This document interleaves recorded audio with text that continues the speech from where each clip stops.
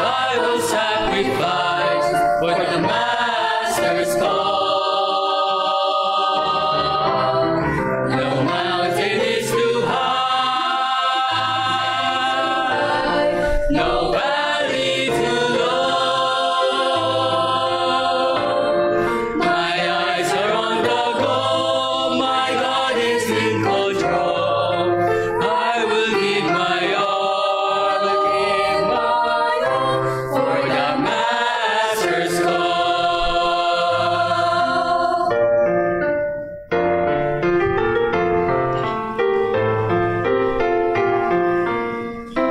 How shall they believe in Him of whom they have not heard? And how shall they hear if we do not preach the word? How beautiful are the feet of them that go. Father, I have heard your voice. Where you lead me, I will go. I will follow Him, surrendering all. I will give my life, I will sacrifice for the Master's cause. No mountain is too high, no valley too low. My eyes are on the goal, my God is in control. I will give my all for the Master's cause.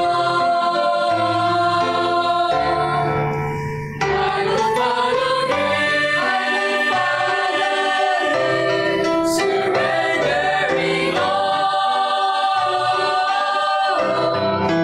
I will give my life, I will sacrifice for the Master's cause.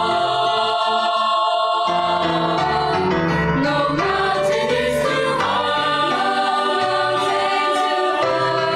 no valley too low. My eyes are on the goal, my God is in control. I will give my all for the Master's cause. I will give my all for the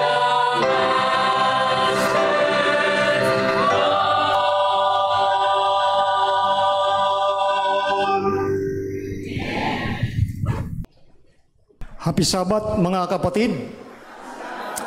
Purihin ang ating Panginoong Diyos sa mensahe sa awit na atin pong napakinggan mula po sa ating mga kabataan.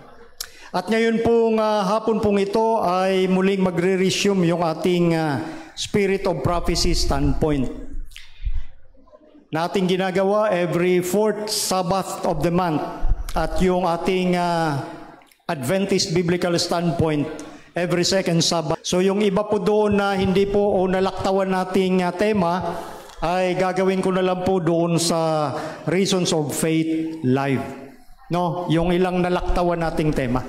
At ako rin ay bumabati sa lahat ng ating mga kapatid at mga kaibigan na nanonood ngayon online sapagkat itong ating ginagawa dito sa Pasig Central ay naka-cross-post naman sa Reasons of Faith Media Ministry. Kaya nga ito sa mga nanonood lalo na sa online, pwede nyo pong i-share ito, yung ating pinapanood dito sa Pasig Central at maging sa Reasons of Faith para at least mapanood ng ating mga kapatid, maging ng atin pong mga kaibigan na naghahanap ng katotohanan.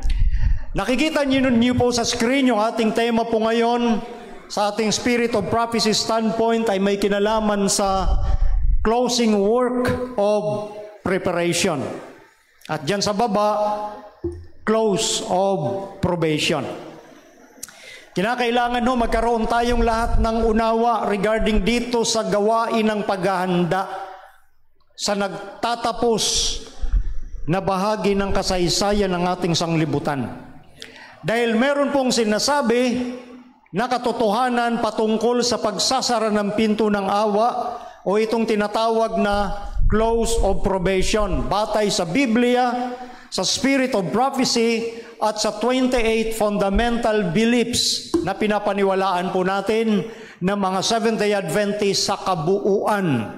Kaya dinidiin ko po yung salitang sa kabuuan ng Seventh-day Adventist kasi hindi lingid sa ating kaalaman na merong mga nagtatangkang baguhin ang ating paniniwala, lalo na sa usapin ng the close of probation.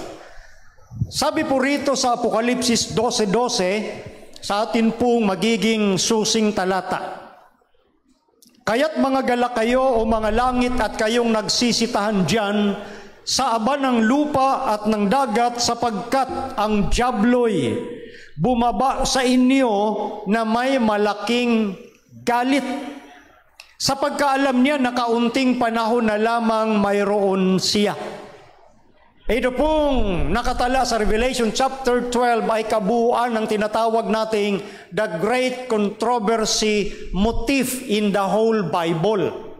At sa Book of Revelation alone, itong chapter 12, from chapter 1, chapter 12, and then pababa, chapter 13 up to 22, ang 12 ay tinuturing na apex. Yung pinaka-apex o yung pinakatuktok ng usapin ng the great controversy. At sa buong pagbasa natin ng buong Revelation chapter 12, makikita natin yung the great controversy na nagpasimula sa langit, sa labanan between God and Satan, between Christ and Satan. Na makikita natin doon na hindi nagtagumpay si Satanas sa kanyang dinadalang tunggalian doon sa langit. Merong 3 punto ng atake sa Satan sa langit. Unang-una, yung karakter ng Diyos. Pangalawa, yung kautusan ng Diyos. Pangatlo, yung sovereignty o pamumuno ng Diyos. Kini-question ni Satan yung mga bagay-bagay na may kinalaman sa Diyos. Yung kautusan niya, yung ugali niya, at yung kaniyang pamumuno. Sinasabi ni Satan na merong problema sa kautusan ng Diyos. Sinasabi ni Satanas na ang kautusan ng Diyos ay merong pagkukulang, kaya naging ganito ang takbo ng ating sansinukob, na ang Diyos ay hindi mapagpaubaya, na ang Diyos ay madamot, na ang Diyos ay namimilit para sumunod lamang tayo sa Kanya. Ang Diyos hindi nagbibigay ng kalayaan. Yun yung mga bintang at accusations ni Satan sa langit. And then nakita natin hindi siya nagtagumpay doon sa first stage of battle. Dinala niya ang battle dito sa earth at yun ang kaniyang inusig ay ang iglesia ng Panginoon. Doon sa portrayal o symbolic ng isang babae. Na yung babae na dalisay ay kumakatawan sa true church.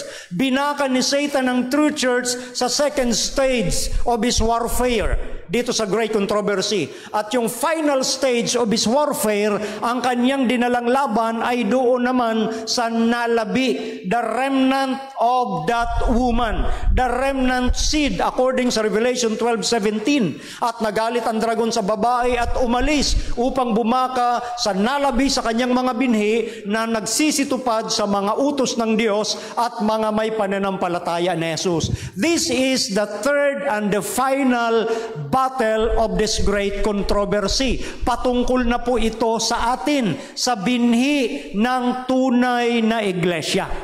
So dito ngayon matatapos ang labanang ito. Ngunit ang laban na ito, mapalad tayo sapagkat Diyos ang nangunguna sa atin, Diyos ang magbibigay sa atin ng tagumpay. Kaya nga bago bumaba si Satan, bago mangyari itong binasa natin sa Revelation 12:12, nagkukumahog ang kaaway. Dahil gusto niya magkaroon siya ng karamay doon sa kapahamakan na dadalhin sa kanya ng Diyos. Doon sa impyerno ng apoy. Kaya yung galit ni Satanas ay ganun na lamang. Sukdulan ng kanyang galit sapagkat nakikita niya kaunting panahon na lamang meron siya. Take note the word short period of time. Alam ng kaaway na konting panahon na lamang ang natitira sa kanya. And this is the irony. Ang kaaway alam niya na konting panahon na lamang meron siya, pero ang bayan ng Diyos, ang iglesia ng Panginoon sa kabuuan, and in particular, dito sa Remnant Visible Church, iniisipan natin, magtatagal pa ang ating panahon. That is the irony. At ang isa sa mabibisang kasangkapan ni Satanas sa pandaraya is time element. The illusion of time. Ano ba yung illusion ng panahon? Itong illusion na ito, ipinaparating na sa tao na mahaba pa ang ating panahon. Marami pa tayong panahon para magsisihan yung ating ginagawa. Pero tandaan natin, nagtatapos na ang gawain ng paghahanda.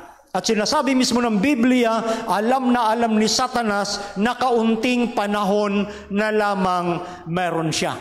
At itong Bible prophecy na exclusive or unique sa Seventh-day Adventist, hindi naman exclusive in a sense na dapat tayo lang makaalam. Ipinagkatiwala ng Diyos itong time prophecy sa atin para magbigay tayo ng babala sa lahat ng tao sa buong mundo na nagtatapos na ang kasaysayan ng sanglibutan. At yun yung doctrine natin regarding sa 2,300 years na mababasa sa Daniel chapter 8 verse 14. Na yung 2,300 years na yon ay eksakto yung bawat panahon na sinabi ng Panginoon, yung magaganap sa magiging takbo ng kasaysayan. Walang labis, walang kulang simula nung nagpasimula ang 2,300 years hanggang sa panahon ng pagtatayo ng templo sa Jerusalem noong 408 BC. Hanggang doon sa panahon na binautismuhan ng ating Panginoon noong 27 AD. Hanggang doon sa katapusan ng palugit sa Israel na nagtapos noong 34 AD. At from that time on, ang gospel ay ipinagkatiwala ng ipangaral sa mga Gentiles. At magdudulo nga po yung 2,300 years noong 1844 na kung saan dyan yung pagpapasimula ng tinatawag na the cleansing of the sanctuary or the Day of Atonement, or yung ginagawa sa panahon ng mga Hudyo, Yom Kippur, araw ng pagtubos. So mga kapatid, maliwanag sa doktrina ng Seventh-day Adventist Church, since 1844, nagpasimula na ang ating Panginoon na linisin ang sanktuaryo sa langit na nadumihan dahil sa ating mga kasalanan. At ngayon, maliwanag na sinasabi sa Biblia, sa Hebreo chapter 8 verse 1 and verse 2, na meron ngang ganong nagaganap. Kasi ang iniisip ng iba, ang usapin ng sanctuary is an Old Testament doctrine, hindi na bahagi sa panahon ng Christianity. Sinasabi ng iba, ito'y non-essentials. Ito'y non-relevant sa ating panahong kinabubuhayan. Pero tandaan natin, sinasabi sa Bagong Tipan, Hebreo 8, 1 hanggang 2, na meron tayong dakilang saserdote na nakaupo sa kanan ng luklukan ng karangalan sa mga langit. Ministro sa santuaryo. At sa tunay na tabernakulo na itinayo ng Panginoon, hindi ng tao. Therefore, dito sa New Testament theology, karugtong o hindi siya humiwalay doon sa doctrine na sinabi na ng Diyos from the Old Testament about the sanctuary. At yan yung ating ikinagagalak sapagkat muling nilalagay sa ating quarterly lesson. Di ba yan yung mga tinalakay natin ngayong week regarding sa sanctuary? Sapagkat itong doctrine ay unique. At itong doctrine na ito ay tinuturing na foundation of our hope and faith. Ano daw? The correct understanding of the ministration in the heavenly sanctuary is the foundation of our faith and hope. Yung tunay, yung maliwanag, yung tamang pagkaunawa ng doktrina ng gampanin ng Panginoon sa sanktuaryo sa langit, yan ay pundasyon ng ating pag-asa at pananampalataya. Kaya nga yan ang isa na gustong wasakin ng kaaway ng ating Panginoon. Ngayon, sabi dito sa ating fundamental beliefs, wag lang tayong malito kasi nilagay ko dyan 23. Kasi yan po ay hinango ko doon sa 27 fundamental beliefs na title, What People Need to Know.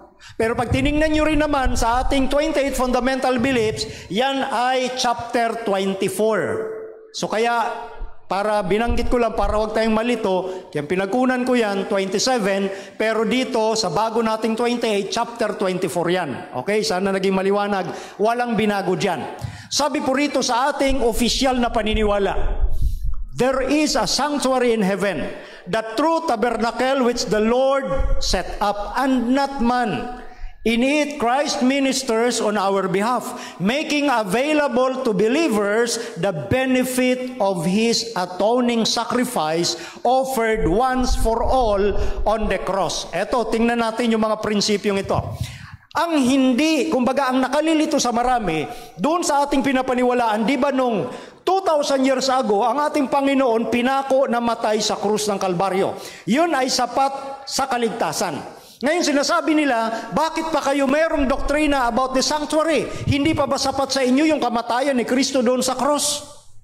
Yan yung mga punto na dapat maging malinaw sa atin. Una sa lahat mga kapatid, yung kamatayan ni Kristo sa cross, ang tawag doon ay provision of our salvation.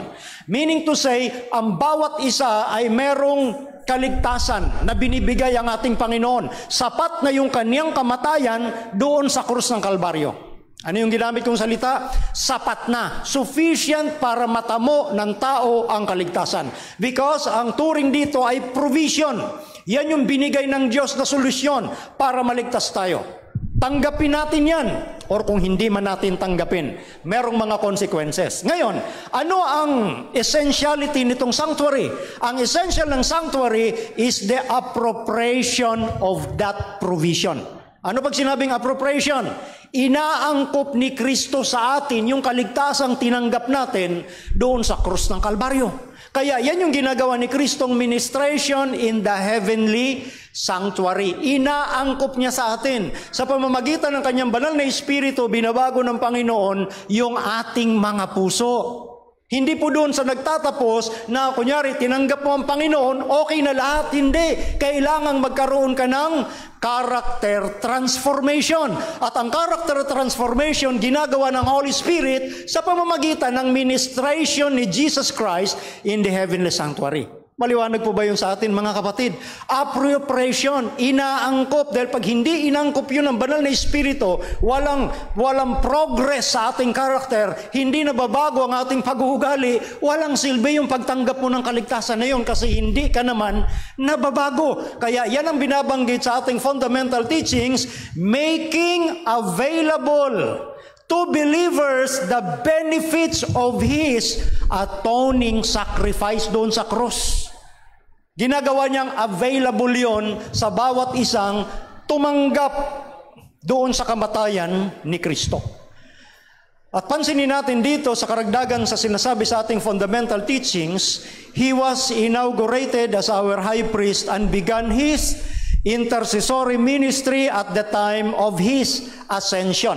Nung ang ating Panginoon, pinako, namatay, nabuhay ng ikatlong araw, na natili sa lupa sa loob ng 40 days. And then, after na maibili niya sa kanyang mga alagad yung kanilang gagawin, umakyat ang ating Panginoon sa langit. Pagdating niya sa langit, nagsimula na yung kanyang ministration sa holy place. Tandaan natin na ang temple ng Panginoon, kasama doon sa binubuo, yung holy at most holy place. So sa pag-akyat ni Kristo sa langit, noong 31 AD, nandoon siya sa tinatawag na holy place o banal na dako, nagpasimula yung kanyang pamamagitan. Noong 1844, at the end of the prophetic period of 2,300 days, He entered the second and last phase of His atoning ministry, which was typified by the work of the high priest in the most holy place of the earthly sanctuary. So noong 1844 ika naman, dito na niya pinasimulan yung ikalawa at huling bahagdan ng kanyang gawain ng paglilingkod na ipinapakita doon sa gawain ng mataas na saserdote sa kabanal-banalang dako nung ang sanctuary, yung earthly sanctuary, ay ipinatayo sa panahon ni Moises. So meaning yung gawain noon sa earthly sanctuary, maiintindihan natin yung gawain sa heavenly sanctuary kapag naintindihan natin yung gawain noon sa earthly sanctuary. Kaya imposibleng maintindihan yung doctrine or theology ng heavenly sanctuary kung hindi muna nila inunawa yung gampanin at mga simbolo ng earthly sanctuary. Kaya nga sa ating ginawang pag-aaral mula pa nung unang buwan, pinakita ng Panginoon sa atin kung paano ginagawa at ano ang ibig sabihin nung gawain sa sanctuary, maging nung mga furniture sa sanctuary, maging yung mga pinto sa sanctuary at lahat ng bahagi sa sanctuary, maging yung mga pari na nandoon, lahat ay sumisimbolo sa ating Panginoong Hesukristo. Ngayon, ito pong pagbuhos ng dugo. Babasahin natin yung naka-highlight ng yellow sa baba. To satisfy the claims of God's holy law. Kaya ibinubuhos yung dugo ng isang inosenteng hayop noon sa earthly sanctuary at dadali ng pari doon sa templo, sa holy place at minsan sa isang taon sa most holy place para masapatan yung hinihingi ng kautusan. Ang tanong, ano ba yung hinihingi ng kautusan? Kabayaran ng kasalanan. Yung hinihinging kabayaran na yon, mga kapatid, hindi nangangahulugan na kapag namatay tayo, nalagutan ng hininga, nabayaran na natin ang kasalanan. Hindi po yun. Yung pagkalagot ng ating hininga, bunga yun ng kasalanan. Pero hindi yun kabayaran. Ang kabayarang hinihingi ng kautusan ay yung dugo ng isang inosente na walang kasalanan. Kasi ang kautusan na pinagkasalanan natin, kautusan ng Diyos. Meaning to say, yung kautusan na yun ng Diyos, yun yung kahayagan ng karakter ng Diyos. Yun yung ugali ng Diyos. Di ba sabi ni Pablo sa Roma 7:12, ang kautusan ng Diyos ay banal. Ang kautusan ng Diyos ay matuwid. Ang kautusan ng Diyos ay mabuti. So yung kautusan banal, matuwid, mabuti. Ang Diyos, banal. Ang Diyos, matuwid. Ang Diyos, mabuti. That's why yung kanyang kautusan, transcript of His character. Yan yung kahayagan ng ugali, ulikas ng Diyos. So ang pinagkasalanan nating kautusan, yun mismong Diyos. At walang ibang pwedeng magbayad para masapatan yung hinihingi ng kautusan, kundi yung Diyos mismo. At yun ang ginawa nga ng bugtong na anak. Dahil kahit magsama-sama pa lahat ng anghel, hindi nila kayang bayaran yung ating mga kasalanan. Kasi ang hinihingi nga ng kautusan, inosenteng dugo, yung walang kasalanan. At ang Diyos lamang ang walang kasalanan. Napansin niyo yung gaano kabigat yung usapin ng pagkakasala ng tao. Na ang pwede lang magbayad ay ang Diyos mismo sa pamamagitan ni Kristo. Ngayon, sabi rito, His action symbolized the immeasurable price Christ had to pay for our sins, revealing how eager God is to reconcile His people to Himself. Makikita natin dito, mga kapatid, sino yung eager? Ano nga terminology sa wikang Pilipino ng eager? Yung tipong gustong-gusto. Meron pa kayong synonym? Yung Diyos mismo ang gustong-gusto na magkaroon uli o maibalik yung samahan niya sa kanyang nilikha. Kaya dito makikita natin yung hindi masukat na presyo ng pinagbayaran mismo ng Panginoon dahil sa ating kasalanan.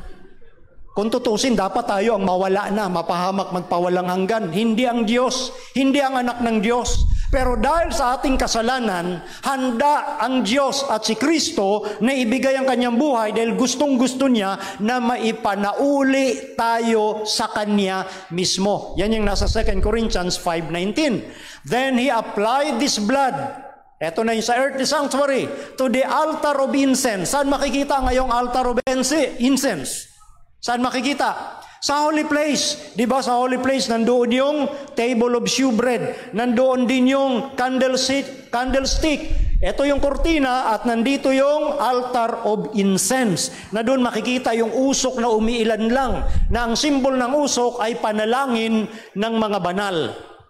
So makikita natin dito na yung dugo, ina-apply din doon sa altar of incense. At ganun din sa altar of burnt offerings. Saan naman makikita yung altar of burnt offerings? Saan? Sa courtyard. Di ba pagpasok mo sa nag-iisang pintuan ng sanctuary, nandito na agad siya sa courtyard. Doon hinahandog yung mga hayop. So yung dugo, pinapahid rin doon sa horn ng altar of burnt offering, which on every day of the year had been sprinkled with the blood representing confessed sins. Yun yung dugong winiwisik ng pare, ayun nga yung kasalanan ng mga taong naghandog ng kanilang hayop, winiwisik doon sa loob ng sanktuaryo at maging doon sa courtyard. Ganon katindi yung usapin ng kasalanan na pinag-uusapan dito na kinakailangan malinis. Next, representing Christ as mediator, the high priest took upon himself the sins that had polluted the sanctuary and transferred them to the live goat Azazel, which was then led away from the camp of God's people. This action, take note the next word, removed the sins of the people that had been symbolically transferred from the repentant believers to the sanctuary. Through the blood or flesh of the sacrifices of the daily ministry of forgiveness, and thus all things were set right between God and His people. Pansinin natin dito, sa huling bahagi ng binabanggit dito, makikita natin na ang sanctuary, yung earthly sanctuary, na model ng heavenly sanctuary, ay ginawa yan para ma-set right ang tao at ang Diyos. Ang layunin ng sanctuary, once again, ay para maisaayos yung relasyon ng Diyos sa tao. Dahil ang tao nagkasala. So yung ginagawang mga symbolism, yung ritual doon sa earthly sanctuary, halimbawa ang isang tao, ang isang Hudyo nagkasala, dadali niya yung hayop doon. And then, mga ngasiwa yung pari doon sa ritual na yon. And then, mananalangin yung pari at habang pinapatong noong taong naghandog nung kanyang hayop, yung kanyang kamay, pinapatong sa ulo ng hayop. Symbolically, nalilipat yung kasalanan ng sinner, ng repentant sinner, doon sa innocent animal. And then yung innocent animal papatayin at dadalhin ng pari yung dugo doon nga sa loob ng sanctuary. So lumalabas, yung repentant sinner, yung nagsisising makasalanan, yung kanyang kasalanan ay inaako doon sa loob ng sanctuary. And then nga, once a year, ang ginagawa ay magkakaroon uli ng ritual, ang great high priest. Merong 2 kambing. Yung isang kambing, matapos na maihingi ng kapatawaran yung kasalanan ng buong Israel, yung kambing na yun papatayin at dadalhin yung kanyang dugo doon sa Ark of the Covenant. Sa ibabaw ng mercy seat, ibubuhos yung dugo ng inosenteng kambing, yung hayop. And then babalik yung pare doon naman sa buhay na kambing. At yung buhay ng kambing, yan yung nabasa natin, siya ay si Azazel. Yung Azazel na yon kumakatawan kay Satan. Yung kambing na buhay, dadalhin ngayon, take note, dadalhin ngayon sa wilderness. Mas maganda yung audio, salamat. Dadalhin sa wilderness ng isang able na tao. At yung kambing na yon, pababayaan na mamatay doon sa wilderness. Makikita natin ang symbol, mga kapatid, na yung buhay na kambing, bakit nanalangin yung great high priest? Kasi yung lahat ng kasalanan, maging niya at ng buong Israel, malilipat doon sa kambing. Hindi ibig sabihin yung Azazel ay siya yung tagatubos. Ang ibig sabihin ng akto na yon, siya kasi yung instigator ng kasalanan. Siya yung may dahilan kung bakit nagkasala ang sangkatauhan. Kaya yung kambing na ilipat sa kanya yung kasalanan at dadalhin siya doon sa ilang. So ngayon, ang buong kampamento ng Israel ay hiwalay na saan? Sa kasalanan. wala nang kasalanan sa Israel. Yun yung purpose nun, para maibalik uli ang relasyon ng Diyos sa sangkatauhan. Gusto ng Diyos, kung gusto mong maibalik ang relasyon mo sa akin, na kung tutuusin, Diyos mismo ang gumawa, Diyos mismo ang nag-initiate. Kung gusto mong maibalik ka sa relationship sa akin, dapat hiwalay ka sa kasalanan. Ang philosophy ngayon ng buong sangkakristyanuhan, maging ang ibang relihiyon, imposible na maalis tayo sa paggawa ng kasalanan. Diyan maraming nabibiktima ang kaaway. Ngunit doon sa ritual and symbolism na pinapakita sa earthly sanctuary, dapat yung kasalanan mawalay. This action, ang binabasa ko po rito, fundamental beliefs of the Seventh-day Adventist. Hindi po yan yung gawa-gawa lang ng mga postmodern. Ito mismo ang pinagkaisahan na paniniwala ng Seventh-day Adventism. This action remove the sins of the people. Mamaya ipapakita natin ano ang sinisimboluhan naman nun sa actual na pangyayari sa malapit ng panahong kinakaharap. So itong mga bagay na ito, lahat ng bagay ika na to, were set right between God and His people. Tandaan din natin, God hates sin. Kinamumuhian ng Diyos, kinasusuklaman ng Diyos ang kasalanan. But God loves the sinner. Minamahal ng Diyos ang taong makasalanan. So kinakailangan na ikaw bilang makasalanan, sa pamamagitan ng biyaya at kapangyarihan ng banal na Espiritu, kamuhian mo rin ang kasalanan. Dahil ang Diyos ay isang mapamugnaw na apoy sa kasalanan. Hindi naman tayo pinababayaan ng Diyos na hindi tayo magtagumpay. Yan yung punto, kung napansin niyo yung pinaliwanag natin kanina, doon sa cross, that is the provision for our salvation. At yung earth, yung heavenly sanctuary or ministration ni Christ sa langit, that is for the appropriation of that salvation. Inaangkop sa atin. Yun nga yung ginagawa na binabago tayo ng banal na Espiritu to be set right between God and His people. Ngayon, ito pa. The Day of Atonement portrayed the three phases of the final judgment. Itong araw ng pagtubos na nangyayari noon sa earthly sanctuary every Yom Kippur, tuwing October. At nagpasimula nga yung antitype noong 1844 naman ay merong tatlong bahagdan. Una, the removal of sins. Tingnan nyo kung gaano ka-consistent yung ating fundamental teachings. The removal of sins from the sanctuary relates to the first or pre-Advent investigative phase of judgment. It focuses on the names recorded in the Book of Life, just as the Day of Atonement focused on the removal of the confessed sins of the penitent from the sanctuary. Isa-isahin natin. Yung pag-aalis ng kasalanan doon sa sanktuaryo ay kumakatawan doon sa una or pre-Advent, meaning bago dumating si Kristo, meron ng ginagawang pagsisiyasat. Yun yung unang bahagdan para alisin yung ating mga kasalanan. So ito'y nakatuon doon sa ating mga pangalan na nakatala doon sa aklat ng buhay, kung paano ang araw ng pagtubos or Day of Atonement na nagsimula nga, yung antitype noong 1844 ay nakatuon sa pag-alis ng lahat ng inihingi nating tawad doon sa mga kasalanan, doon sa sanctuary. So sa makatuwid mga kapatid, noong 1844 pa, ginagawa ni Kristo na sa tuwing hinihingi natin ng tawad ang ating mga kasalanan. Yung pangalan natin, for example, Juan de la Cruz, ito yung mga kasalanan mo. Hiningi mo ng tawad, inaalis ni Kristo yon. Hanggang sa pagtagumpayan mong lahat yun. At dapat walang maiwang kasalanan dyan bago lumabas si Kristo sa most holy place ng sanctuary.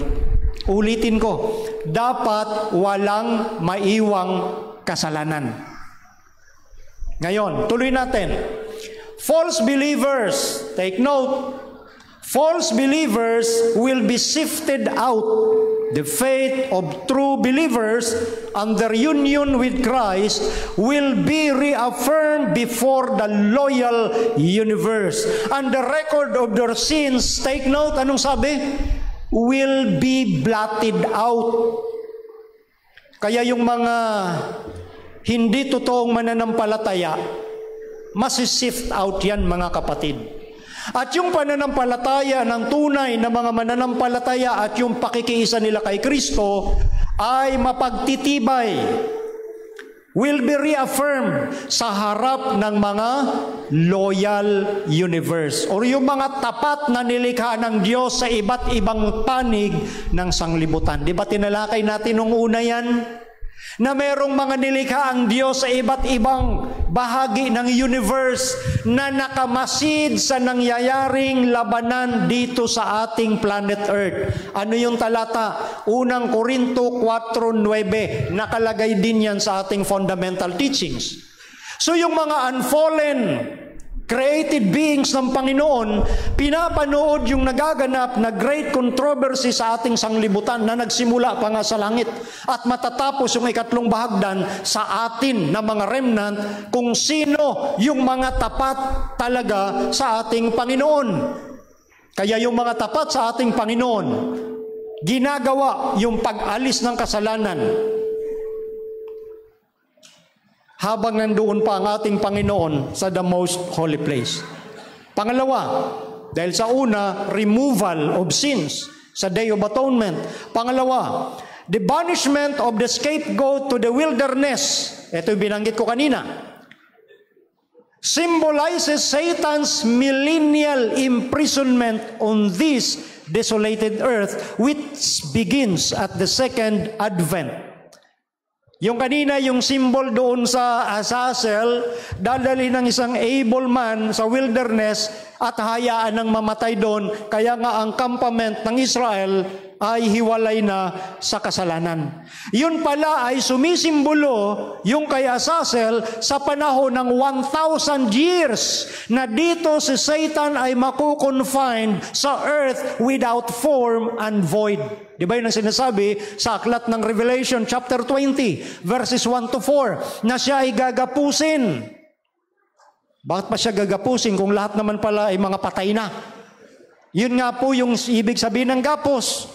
Chain of circumstances, wala na siyang madadaya. At sa loob ng 1,000 years kasama ng kanyang mga evil angels, magmumuni-muni sila doon sa mga bagay na kanilang ginawa. Pero wala na doon yung tinatawag na pagsisisi, of course. Dito siya nakabilanggo sa desolated earth, the earth without form and void. Yun yung symbol ng kambing na dinala sa ilang. Siya yung instigator ng kasalanan, si Satan or si Azazel. The millennial judgment involves a review. Samantalang tayo na mga buhay na darat na ni Kristo, kasama ng mga banal na binuhay, doon tayo sa langit sa loob ng 1,000 taon, yun yung tinatawag na millennial judgment. Involves a review of the judgment on the wicked and will benefit the redeemed by giving them insight into God's dealings with sin and those sinners who were not saved. It will answer all the questions the redeemed may have about God's mercy and justice. Doon sa loob ng 1,000 years, binigyan tayo ng privilege ng Panginoon to review. I-review yung judgment na ginawa ng Diyos. That is the privilege. Hindi po nangangahulugan na babaguhin natin yung ginawang paghatol ng Diyos. Meaning, masasagot natin at maintindihan nating lubos na ang Diyos nga matuwid, mabuti at napakamahabagin.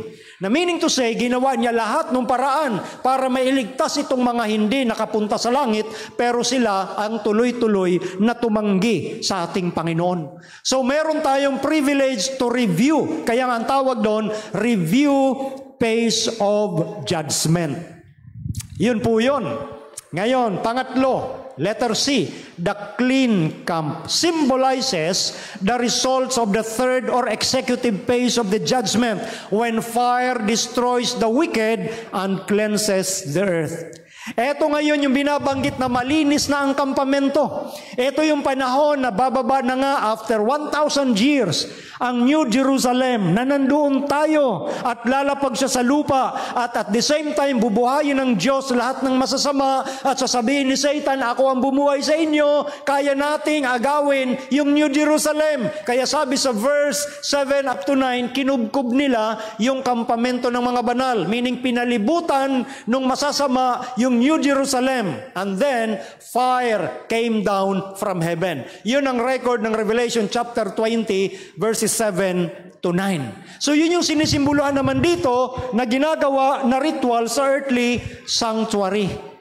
Malinis na dahil doon sa execution, paglalapat ng parusa ng Diyos, pati si Satanas at lahat ng kasamaan mamamatay. Lahat ng bakas ng kasamaan dito sa planet Earth masusunog ng apoy. Kaya yun naman ang sinasabi sa Malakyas, Kapitulo 4, mula talatang 1 hanggang 3, na sila'y magiging abo sa ilalim ng inyong mga paa. Symbolic yon na wala ng pag-iral yung mga masasama. At ang nangingibabaw ngayon sa bagong langit, bagong lupa ay ang mga matutuwid na sumampalataya sa Panginoon. Next, it is a work of investigative judgment. Pakinext po.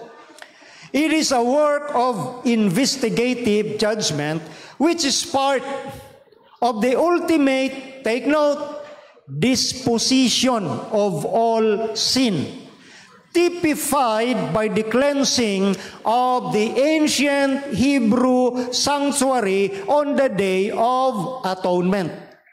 Laging dinidiin sa ating fundamental teachings na ang Day of Atonement, yan ay kumakatawan sa disposition, pag-aalis ng lahat ng kasalanan na ipinapakita sa pamamagitan ng paglilinis doon sa Hebrew sanctuary once a year, o yung tinatawag natin Yom Kippur or araw ng pagtubos or Day of Atonement. Ang gawain ng Day of Atonement ay alin? Removal or disposition of all sins. Kaya yung gawain ni Christ since 1844, removal and disposition of all sins before His second coming. Anong sinabi mo, Brother Melvin? Bago dumating si Kristo, dapat wala ng kasalanan. Yes, yan ang sinasabi ng Bible, Spirit of Prophecy, at ng ating fundamental teachings. Ituloy ko po, sabi pa rito. In that typical service, the sanctuary was cleansed with the blood of an animal sacrifices, but the heavenly things are purified with the perfect sacrifice of the blood of Jesus. Yun naman talaga ang gospel. Dugo ni Kristo ang magdadalisay. Yung ginagawa noon sa sanctuary, dahil wala pa ang Messiah, is yung provision at yung sasampalatayanan nilang pagdating nung inaaninuhan or antitype. Eto pa. Sa mga meron pong 28 fundamental beliefs, chapter 24 po yung binabasa ko. Etong binabasa ko ngayon ay doon pa sa librong 27 Fundamental Beliefs, pero hindi po nabago yan. Okay? The cleansing of the heavenly sanctuary, therefore, involves a work of investigation or judgment that fully reflects the nature of the Day of Atonement as a day of judgment. So mga kapatid, yung paglilinis, cleansing, ay ang kinapapalooban nito ay ang gawain ng pagsisiyasat or paghatol. So ito'y nagre-reflect, mga kapatid, yung Day of Atonement or cleansing of the sanctuary, yung kanyang kalikasan, ito yung araw ng pagtubos. Ito yung araw ng paghatol. Araw ng paghatol. Kasi may mga nag-iisip, pagdating pa ni Kristo, siya ay hahatol sa tao. Hindi na. Doon pa lang sa sanctuary since 1844. Pagdating ni Jesus, pagbibigay na lang ng reward.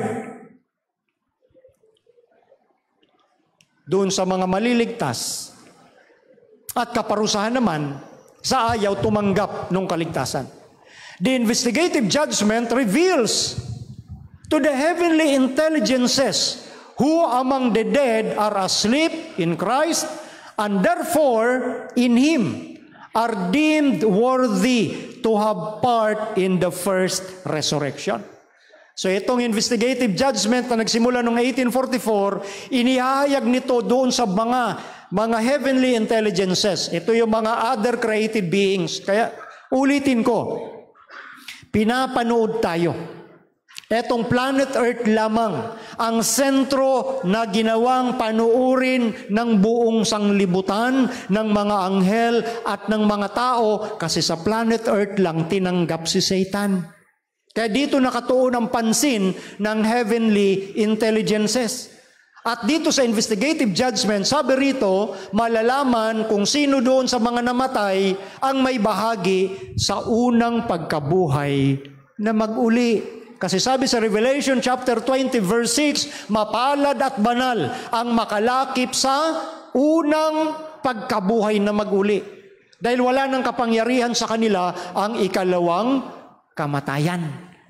So halimbawang namatay man tayo, dapat doon tayo makasama sa first resurrection. It also makes manifest who among the living are abiding in Christ, keeping the commandments of God and the faith of Jesus and in Him, therefore are ready for translation into His everlasting kingdom. This judgment vindicates the justice of God in saving those who believe in Jesus. Makikita din dito sa investigative judgment, mga kapatid, kung sino sa mga buhay na darat na ni Kristo na nananatili kay Kristo, na masunurin sa kanyang mga utos at merong pananampalataya ni Jesus ay handa sa paglipat sa langit. Yun yung word na translation. Paglipat mula dito sa sanglibutan patungo sa langit. Kaya yun yung ginagawa sa Day of Atonement since 1844. Kaya tinatawag na investigative judgment. Sabi sa Great Controversy, page 428, this work of examination of character, of determining who are prepared for the kingdom of God, is that of the investigative judgment, the closing work in the sanctuary above. Kaya nga yung closing work of preparation, talagang nagtatapos na ang gawain natin ng paghahanda. Kaya meron tayong gawain din sa tulong at kapangyarihan ng banal na Espiritu na siyasatin natin ang ating mga pag-uugali. Dahil diyan madidetermina kung sino ang makakasama sa karya ng Diyos. At yan nga ay ginagawa sa investigative judgment since 1844. Nagtatapos na po ang gawain ng Panginoong Yesus sa sanktuaryo sa langit. This judgment which ratifies the decision as to who will be saved and who will be lost, take note Take note, mga kapatid, must take place before the second advent. For at that time, Christ returns with His reward. Quoted from Revelation 22 verse 12, to give to everyone according to his work. So ulitin ko muli, from our fundamental teachings, na kinuha sa Bible at maging sa Spirit of Prophecy na itong paghuhukom na ito na nagsimula noong 1844 ay nagraratify, nagpapatibay sa desisyon kung sino ang maliligtas at kung sino ang mapapahamak, at ito'y magaganap. Ano ang naka-highlight na salita? Before. Ano pag sinabing before?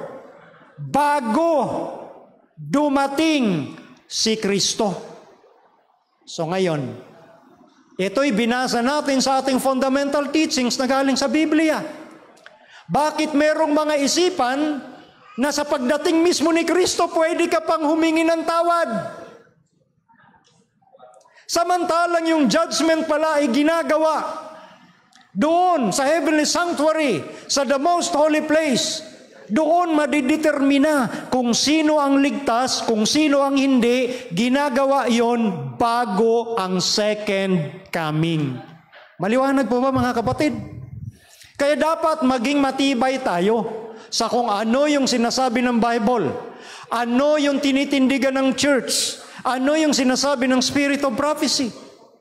Karagdagan pa ho rito, it declares that those who have remained loyal to God shall receive the kingdom. The completion of this ministry of Christ will mark the close of what? Human provision. And what's the next word again? Before the second advent. Ang linaw, di ho ba? Basahin natin yung latest natin sa chapter 24 ng ating fundamental teachings. Anong maliwanag na sinasabi? Yung mga nananatili na tapat sa Diyos ay tatanggap ng kaharian ng Diyos. At ang completion ng gawain o ministeryo ni Kristo, yan yung marka ng pagtatapos o pagsasara ng pintuan ng awa bago dumating si Kristo. Liwanag di ho ba? Ito ay belief ng Seventh-day Adventism sa kabuuan. Pero bakit ngayon may naliligaw na turo na pwede pa pala tayong humingi daw ng tawad pagdating ni Kristo? Napakadelikadong mga turo na lumalaganap mga kapatid. At yan nga yung binabanggit natin kanina. Isa sa paraan ni Satan ng pandaraya ay ang illusion of time. Na ipinaparating niya pa sa sangkatauhan na mahaba pang panahon, pwede pa tayong magbago, pwede pa tayong humingi ng tawad pagdating mismo ni Kristo. The illusion of time. Di ba pinapakita sa Bible, sa parable, ng 10 babae, 5 matatalino, ang 5 ay mangmang. Anong nangyari doon sa mga mangmang? Bagamat sila ay eager sa pagdating din ng kanilang husband.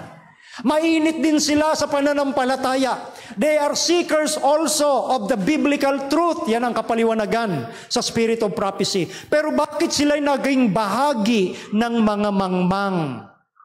Kasi iniisip nila na meron pang panahon.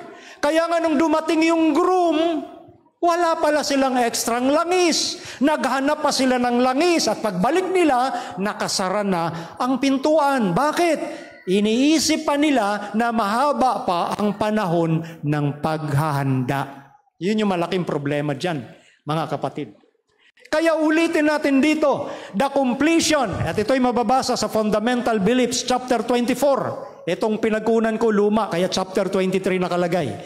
The completion of this ministry of Christ will mark the close of human probation before the second advent. Kaya ingat mga kapatid ha, ngayon mismo ang panahon na dapat tayong lumapit, magpakumbaba sa Diyos para mabago niya ang ating mga karakter. Dahil pagdating ng Panginoon, wala na. Yan ay pagbibigay na lamang ng gantimpala. Babasahin ko sa Spirit of Prophecy, the work of the investigative judgment, take note, the work of the investigative judgment and the blotting out of sins is to be accomplished, what's the next word? Before the second advent of the Lord. Kaya doon sa mga nanonood sa atin sa online, i-share po natin etong ating pinag-aaralan, lalo na sa ating mga kapatiran na nag-iisip pa na pwede pang humingi ng tawad pagdating ni Kristo sa ikalawa. Ngayon mismo ang araw ng paghahanda. Ngayon mismo nais ng Panginoon na mabago ang ating mga karakter sa tulong ng banal na Espiritu. Naki-question maging sa ating panahon yung close of probation, samantalang nakalagay mismo sa ating fundamental teachings. At sinasabi nga ng Bible, sapagkat sinasabi niya sa panahong ukol kita'y pinakinggan. At sa araw ng pagliligtas kita'y sinaklolohan. Narito, ngayon ang panahong ukol. Narito, ngayon ang araw ng kaligtasan. Bakit sinasabi lagi yung ngayon? Kasi ang kaligtasan hindi kailangang ipagpabukas. Ang kaligtasan na alok ng Diyos, dapat nating tanggapin sa panahon na marinig natin yung kanyang tinig. Sa panahong yan, nais ng Diyos na makasama kanya sa kanyang kaharian. Mga 2 slides na lang ang babasahin natin at tayo po ay tapos na. Sabi po rito sa Spirit of Prophecy, now is the time of preparation. Laging yung salitang ngayon. Sabi nga ni Pablo, ngayon kapag narinig nyo ang kanyang tinig. Now is the time of preparation. None need to expect that God will do the work of preparing and fitting them up without their efforts. Anong sabi? Ngayon ang panahon ng paghahanda. Huwag mag-isip ang sino man na ang Diyos ang gagawa ng paghahanda para sa iyo, para maiangkop ka niya sa langit. Kinakailangan meron din tayong effort na gagawin sa paghahanda. It is for them to work the works of righteousness and crowd all the right doing they can into the little space of time allotted to them before probation closes, that they may have a clean record in heaven. Ito yun mga kapatid, ang panawagan at ang masidhing panawagan ng Panginoon sa pamamagitan ng kaniyang propeta. Naalala ko yung nabanggit ni Pastor Jojo nung huli niyang pagsalita rito, na tayo'y iniligtas ng Diyos para gumawa ng mabuti. At yan po yung puntong sinasabi sa Biblia. Kasi ngayon pinagtatalunan ng iba na hindi kailangan ng effort mo. Pero sinasabi ng Biblia, work out your own salvation. Yung effort na ito ay hindi meritorious. Ang effort na ito ay produced by the grace of God. Yan ang problema kapag hindi natin kinakategorize. Napapagkamalian ng iba na yung gagawin natin ay ating, kumbaga, sarili o meritorious.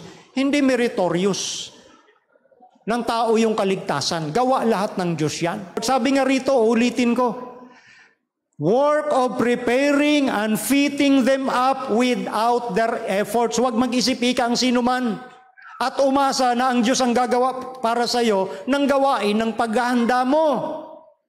Kumbaga tutulungan ka ng Panginoon pero hindi nangangahulugan, wala kang gagawin dahil malapit na magsara ang pintuan ng awa. Alam niyo mga kapatid, nung tiningnan ko doon sa Spirit of Prophecy or sa Ellen G. White writings, yung usapin ng close of probation ay mahigit 500 beses binabanggit.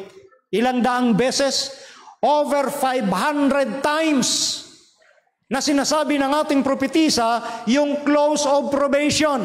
Pero bakit meron pa ring mga nagtatangka na alisin yung katotohanan na meron talagang pagsasara ng pintuan ng awa?